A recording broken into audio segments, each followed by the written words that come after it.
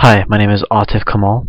This is another workshop on logic and reasoning. If you have any questions or comments, you can send them to me via Skype.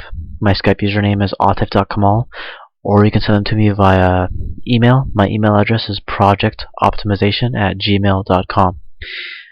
The topic of this workshop is implied negative conditionals, which pertains to the topic of propositions. Sometimes you have an argument or a proposition which is not itself a conditional proposition, but it depicts a relationship of cause and effect, and in such cases you can formulate a conditional proposition which illustrates that relationship. And because you can do that, you can also illustrate a negated conditional proposition. And the reason why you would want to depict that relationship is because if you know which causes will definitely lead to which effects, then you'll know that if an effect has not occurred, the cause that would lead to that effect has not occurred either. And here's a more specific example to give you an idea of what I mean. When an earthquake strikes, it moves along a rupture in the ground, a fracture called a fault. So your cause would be the earth moving along a fault, and your effect would be an earthquake striking. So your conditional proposition is if the earth moves along a fault, then an earthquake will strike. Now in a negated or in a negative conditional proposition, you would have the effect be the antecedent, but it would be negated, and you would have the cause be the consequent, which would also be negated.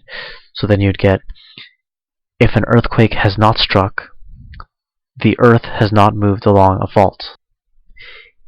In this specific example, it's okay to take the cause, put it in the antecedent and negate it, and take the effect, put it in the consequent and negate it. But that only works in this specific case because there's only one general cause for an earthquake, and that is the earth moving along a fault. For other cases where there is more than one cause for an effect, you cannot assume that because one particular cause has not occurred, that an effect that relates to that cause will also not occur. So let's say you know that if an earthquake strikes a fault under your house, then your house will shake. You can assume that because an earthquake has not struck a fault under your house, that your house will not shake, because there are other causes to make your house shake. For example, there could be a massive vehicle that would fly or drive by that could make your house shake. Your neighbor could be playing really loud music, or your house could be getting demolished. Those are all alternative causes that could make your house shake, despite there not being an earthquake striking a fault underneath your house. Okay, so only follow this format of negating the cause in the antecedent and the effect in the consequent if you're 100% sure that there are not other causes that could make a particular effect occur. Okay, now here's an example for you to try, and keep in mind that there are multiple steps you have to execute for this exercise.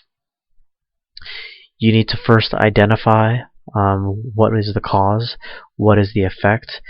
You should then formulate a conditional proposition with the original cause in the antecedent and the effect in the consequent, and then you should formulate the negative conditional proposition, which would have the effect negated and placed in the antecedent, and the consequent negated, or rather the cause negated and placed in the consequent.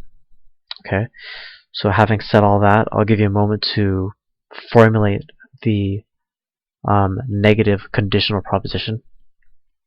If you need more time, you can pause the video. Otherwise, I will move on to the answer. Okay, so if an invoice is not mailed to a motorist, they have prepaid. Now going back to the original proposition, the cause here is that a motorist does not prepay, and the effect of a motorist not prepaying is that an invoice will be mailed to them. Okay, so now if you take the effect and negate that, you get if an invoice is not mailed to a motorist. Okay, and then in the consequent you negate the cause, which is they have prepaid. The cause not negated would be the motorist doesn't prepay, and that's how you get if an invoice is not mailed to a motorist, they have prepaid. You know that if an invoice was not mailed to them, that they have prepaid. Okay. Now, if you'd like more practice on formulating negative conditional proposition, that is an implied negative conditional proposition, go to yahoo.com or some news-related website. Pick an article that involves explaining how something occurred, some event occurred, and then you're going to either take sentences that imply a cause and effect relationship, or take that article and hopefully gain some inspiration to formulate your own sentences that imply cause and effect. And then from that sentence that you either formulate or take from an article, you're going to formulate a negative conditional proposition, which will have a negated effect in the antecedent and a negated cause in the consequent. Okay, and that would come from, again, either the sentence from the article that you took it from, or the sentence you made up based on inspiration you got from an article. Okay. Now next up we'll talk about converting a universal proposition to a conditional proposition. And the reason why I would go into this is because the more you can go back and forth between how sentences are casually written to more logical forms, the more natural it'll be for you to convert the sentences you see into both propositions and then also logical arguments. It'll make those formulations easier to execute. Okay, so I'll talk about that conversion in the next video. Alright, thank you.